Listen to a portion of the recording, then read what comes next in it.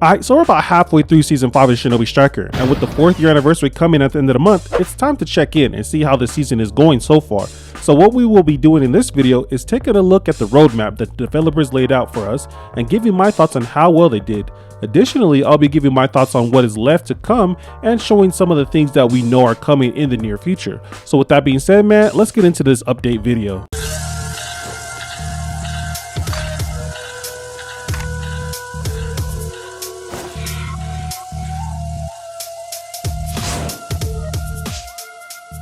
First, let's go back to the original update video and take a look at their 3 big announcements, starting with the announcement of Season Pass 5, Legacy.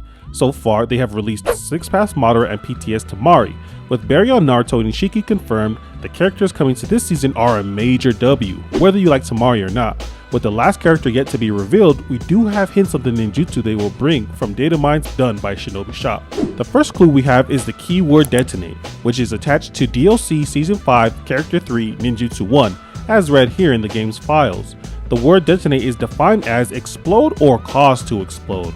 Of course, with explosions, our mind goes straight to bombs, as that is what typically explodes. However, a lot more things explode in anime than just bombs. So in order to narrow down our options, let's take a look at the second clue, which is attached to Ninjutsu 3, or the character's secret technique.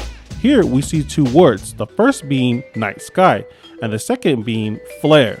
The last hint we have is that range types had just been released and Season 4 had 2 hill type DLCs. So ruling out those typings, we can comfortably assume that the next DLC will either be an attack type or defense type. To make things simple, I'm in the camp that thinks Baryon Naruto is an attack type, so DLC 3 must be this season's defense type. Now that we have the typing established along with the keywords detonate, night sky, and flare, we can go ahead and start making predictions, the most popular being Edo Deidara. Deidara has a deep bag of tricks, and the words fit him to a T. Detonate is obvious with the spiders, clay humans, and giant bomb, but what about night sky and flare? Well, this image here just shows how his ultimate art turned the sky dark with a huge flare. It's very convincing given that we have an original Deidara, but not his hair in the game. Similar to how we wanted Itachi's hair for the longest time, even though we already had Itachi in the game, could they use Edo Deidara to finally give us his hair? But if you're not really feeling Deidara, here are a few things that detonate and explode. First, Firestyle Burning Ash releases a thick cloud of ash in which the user then ignites into a burst of flames. This could hint at a possible Konohamaru DLC to complete the new Team 7 or Asuma to fit the Legacy theme. Next, let's talk about Kashin Koji. He definitely uses these frogs to detonate into an inextinguishable flame that counters regeneration properties, and his secret technique of summoning a giant flare to combat Jigen could make sense for a defense type. Lastly, the contraptions of Kankuro and Sasori as puppet users fit detonating perfectly as well. Either way, I'm 99% sure the next DLC is a defense type. Moving on to part 2 of the big announcement, the developers introduced stage renovations, which simply means making new stages out of the old ones. This was also a major W, as not only did a new stage come, but depending on the weather variation, the objectives appear in different locations, whether that be flag, base, barrier, or even the starting scroll locations. No part of the stage is wasted on this map, which is refreshing because some areas of an old map we never see the light of day.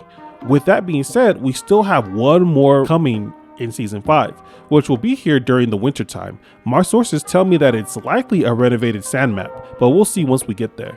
Next, the third big announcement was a showcase of the roadmap for the upcoming year. Spring has passed and summer is coming to an end, with the final update presumably coming on the 4th anniversary. So we ask ourselves, how well did they do with this roadmap so far? If I'm being honest, I would like to give them an A.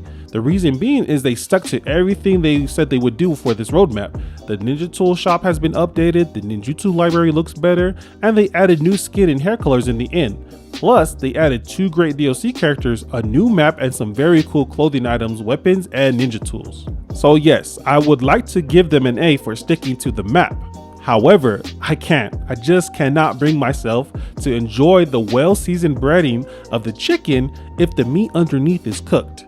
I can't even bring myself to compliment the baker on how beautiful and delicious the cake's frosting is when the inside is just flour, eggs, and baking soda that hasn't even been put together. Basically, what I'm trying to say is we can't enjoy these new additions if the game is unplayable. How are we supposed to enjoy new updates to the tool shop and the inn if we get kicked out of the game from going from one to the other? How are we supposed to enjoy these new jutsu, these new weapons, and these new ninja tools when there's a player casting infinite Tsukiyomi before the match even starts? How are we supposed to enjoy the new map when we don't have the option to choose the new map through voting, or even better yet, a custom matchmaking system? So yeah, I would like to give them an A for doing everything they said they would do, but that's all they get an A for in my eyes. Well, outside of the new things to play with gameplay wise, the entire season has been all frosting on an uncooked cake.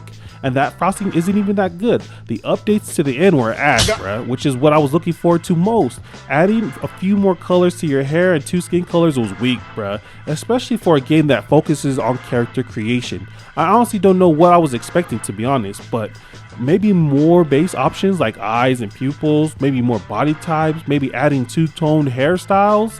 Like, I don't know, maybe even adding color palettes for certain clothing items. Something more than what we got, bruh. The shop update 2, like, for real, it's lame, bro.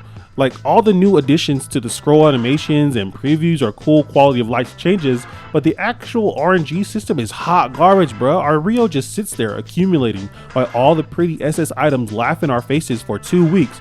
Then they show up a year later just to do the same thing. And we don't even get me started on the ninjutsu library and how Xbox players didn't even have Tamari for weeks, and some were forced to buy her again. I still don't even know if that issue's been resolved, but Bandai and Soleil, they didn't say anything about that, bro. All of this while the developer tells us in the updates that here at Shinobi Striker, we listen to the valuable opinions of our users and we strive to reflect their wishes in our development as much as possible. But at the end of the day, like, they only do this when the wishes fit the budget and flips a huge profit. Look, I love Shinobi Striker, don't get me wrong, but I'm not against calling out Soleil and Bandai on their bullshit. This season has been just straight bullshit, bro. Like, so what? They followed the roadmap perfectly. The map itself gives false hope. Playing with us. In-game improvements? We want to see actual fixes, not just quality of life changes. The blue screens are getting out of hand to the point where you're sitting in the loading screen more than you're actually playing the matches. And speaking of improvements, let's go to the next big announcement. They had us all ready to forgive every BS thing about the game had they fixed this one thing. And that was the hacking situation. They promised to take strict measures against cheaters, including suspension of service, but has any of that been done? Nope. We still see the same PSNs doing the same thing. And you know what's crazy? Is that they already said that they would do this after Glowclue got their attention with the hashtag Fix Shinobi Striker a year ago. They make promises to ban these accounts on the conditions that we ourselves report the cheaters to them. But the game doesn't even have an in-game report system, so we gotta go through third-party methods. What's worse is they don't even make promises to actually fix the cheating. This to me is just mind-blowing. The two biggest issues today, and they just dance around actually fixing the hacking, and they act like they don't even see the blue screens, bro. It's gotten to the point that if you aren't stuck in a blue screen, you're stuck in the infinite Tsukiyomi because some asshole gets off by ruining your day. So yeah, I'd like to say an A, but so far, I'm giving this season a D, bro. They get a pass only for the fact that they finally added a new map, and that when the game is actually working, the new stuff like Tamari, Madara, they're actually fun to play with. But let's end the video off on a good note. Not only do we have 3 more DLC to look forward to and a new map, the last update introduced items that will be coming out over the course of the next few weeks. Here on screen is a showcase of items still to come, including the anniversary outfit and its unique stats.